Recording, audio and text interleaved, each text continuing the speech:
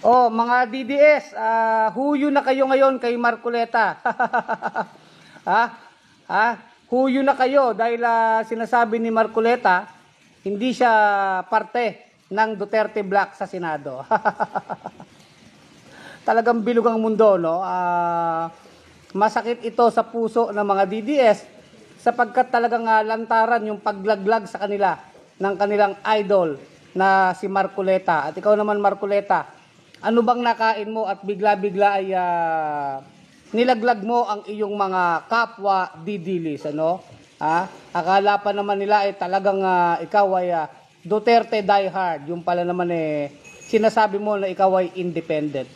Mukhang ano ka didikit ka kaya Marcos Jr. Ganyan ba ang iyong strategy, Marcoleta? Masakit yan sa iyong ng mga uma-idol sa'yo na mga DDS. Talagang bilog ang mundo, ano?